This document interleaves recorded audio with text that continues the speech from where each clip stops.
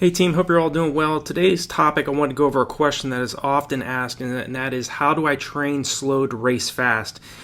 Please also, if you can, leave me a comment below if the audio quality is better in this video.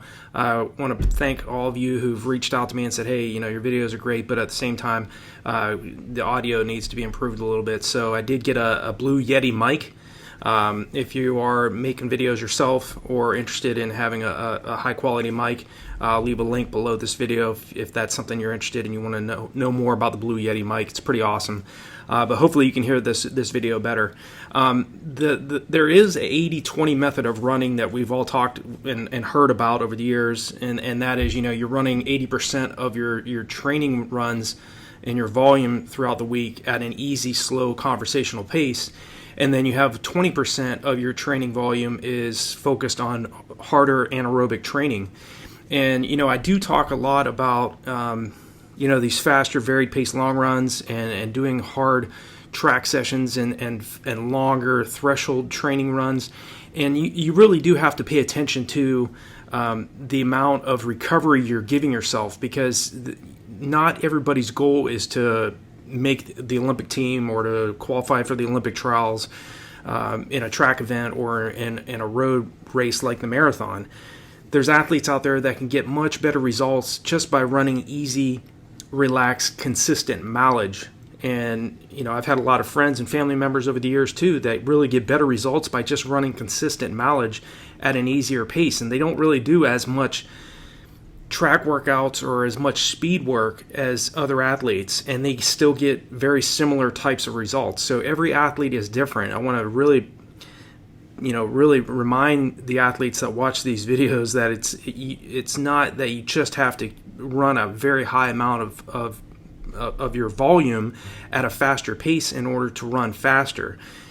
Yes, you do still have to stress the energy systems of the body. You do have to run at paces that are faster than your goal race pace, at least sometimes during the week. You do want to at least once per week for most athletes to at least get that training stimulus so that you can improve the body's lactate tolerance. You can run it at a faster pace for a longer period of time, because again, running easy and relaxed will build your endurance, will burn fat, but it's not going to help you to clear lactic acid more effectively.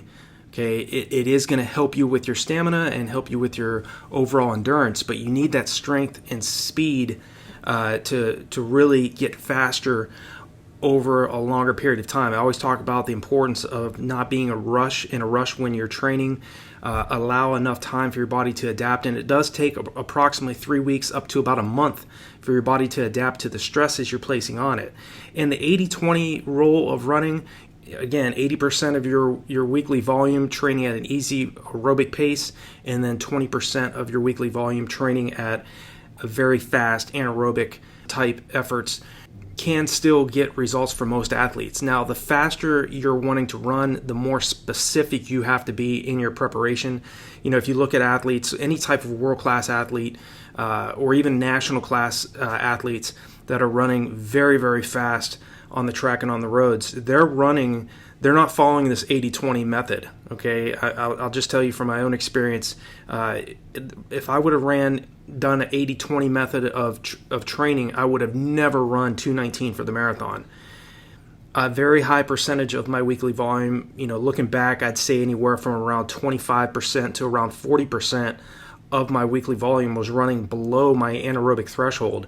So I had to do some heavy track workouts, some very aggressive hill repetitions and hill workouts in order to get myself to be able to sustain 5:19 mile pace for 26.2 consecutive miles. Looking back now, I'd probably have a hard time running 1 mile at 5:19 pace right now versus, when I did it when I was 31. I just turned 47, and so it's much more difficult in your late 40s to do what you were doing in your 20s and 30s. But you also have to be very smart in the way you're setting up your training, and yes, stress the body. Make sure you're doing 1 VO2 max workout per week for most athletes, that are wanting to run much, much faster over their chosen distance. Get a tempo run in, do one long run, But again, if you want to really improve faster and get better results on the track and on the roads, you do have to at least spend some time during your long runs running at more aggressive paces. And that doesn't mean you have to do the entire long run at anaerobic threshold effort. You're certainly not going to be able to do the entire long run at VO2 max effort, because that's none of us can do that. You can only spend a few seconds to a few minutes running at VO2 max effort. But what I like to do, at least that helped me go from 243 to 219 during those long runs, was spend a little bit of time running under 5-minute mile pace.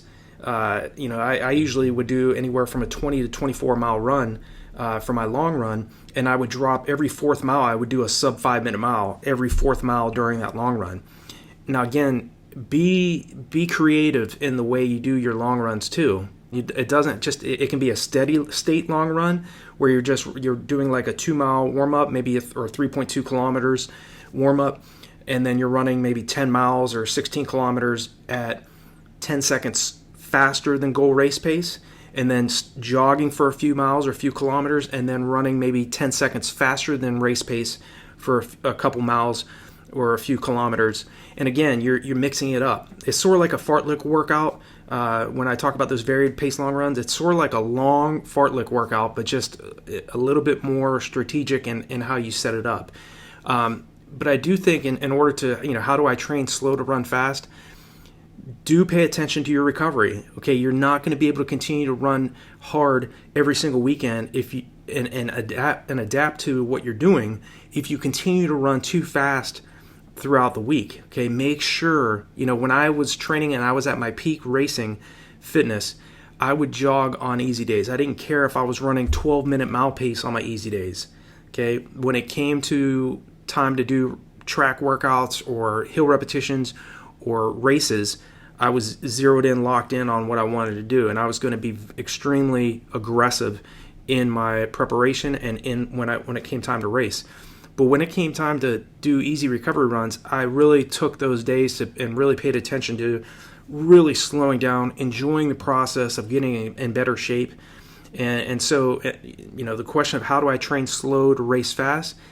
You race fast when you are adapted to the training that you're doing and when you're recovered and you're not fatigued. Pay attention to the other fundamentals that go into running fast over anywhere from the 800 meter all the way up to the marathon distance. Ice baths, your nutrition, getting plenty of sleep, hydrating well before, during, and after your workouts. Okay, paying attention to the little details that I promise you your competition that are being much more effective and much more streamlined in their preparation are paying attention to. Those the best athletes I've trained with over the years, they are very serious about hydration. They're very serious about running slower on easy days. I mean, the Kenyans, not every Kenyan that you know of or heard of are running under 6-minute mile pace even on easy days. There are some athletes, I've trained with sub 210 marathoner who would go out and run 9-minute mile pace on their easy days. Very easy, relaxed jogging. I hope this video is helpful for you all that are asking the question of how do I train slow to race fast. I want you to keep these concepts in mind as you move forward with your preparation. Feel free to leave me a comment below. Let me know your thoughts in regards to your own preparation, things that you're doing to try to improve. I'd love to hear that. I'll definitely reach back out and respond to your comment. And definitely look below my videos. There are resources there as well as on RunDreamAchieve.com to help you in your training and your preparation. I wish you all the best, and I'll talk to you all in the next video.